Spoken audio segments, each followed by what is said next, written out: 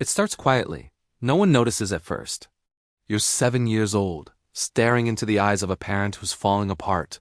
Maybe it's addiction, maybe it's anger, or maybe it's the heavy silence of someone too broken to even show up. And without anyone saying a word, something ancient clicks inside your small mind. If I don't hold everything together, no one will. That's how a child disappears. Not physically, psychologically. You smile more. You cry less. You learn to read the room before you speak. You become the emotional thermostat of the house. You become a small adult long before your mind is ready. And the world praises you for it. You're so mature. You're so responsible. You're so strong, but nobody ever stops to ask, at what cost? This is the invisible grief of people who grew up too fast. And today, we're going deep into the psychology of that child because the effects don't vanish with age. They follow you into relationships, careers, and your sense of self-worth. When a child is forced to emotionally support adults, psychologists call it parentification. It's when a child becomes the caregiver, the peacemaker, the therapist. This isn't just unfair, it can literally rewire the brain. When a child is constantly responsible for emotional regulation, it creates hypervigilance. You're always scanning for danger, always anticipating moods, always walking on eggshells. You learn that your needs are dangerous, but their needs are urgent, so you shrink. You disappear not in your body, but in your emotions. In your place grows a version of you that performs well. You become the good child, the helper, the one who never asks for anything. And you wear that identity so convincingly that even you forget it's a mask. But deep down, something aches because the inner child you buried didn't die. They're still there, screaming in silence. Why didn't anyone protect me? As you get older, the symptoms get more complex. You might become hyper-independent, refusing help, struggling to feel safe in love. You might feel numb during happy moments because joy feels unfamiliar, unearned, even dangerous.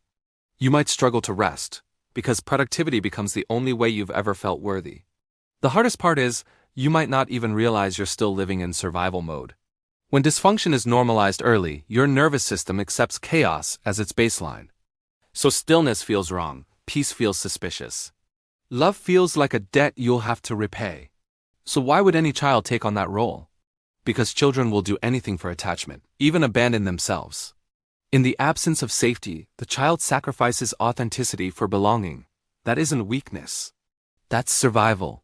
But here's the tragedy. What saved you then can imprison you now. So many high-functioning adults are walking around with deeply neglected inner children pulling the strings. We overachieve to earn love. We stay silent to avoid abandonment. We take care of everyone, but secretly wish someone would just look at us and ask, "Are you okay?" The first step to healing isn't fixing yourself. It's witnessing. Because until you validate what happened, you'll keep gaslighting yourself with lines like, "It wasn't that bad," or "I turned out fine." But fine is a mask too. And deep down you know it.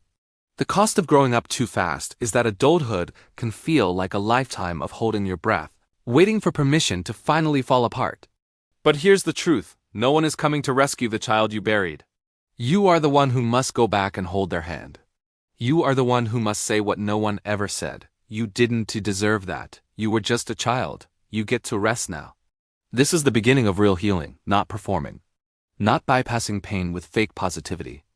But turning toward the abandoned parts of yourself and saying, "I see you, I hear you, and I'm not leaving." Yes, this process can be brutal. It asks you to feel the grief you never had time to feel.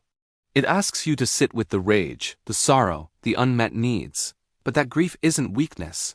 It's proof that you're thawing. And once what was frozen starts moving, you can change.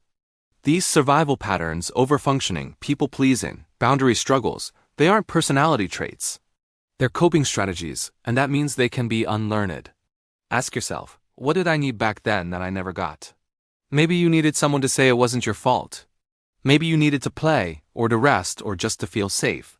Slowly, you begin to give those things to yourself. Not to change the past, but to stop reliving it. This is how you stop seeking parents in your partners. This is how you stop running from the child you were and start becoming the adult you needed. If you grew up too fast, hear this. Your maturity was never the problem. The problem was that you had no choice. But now you do.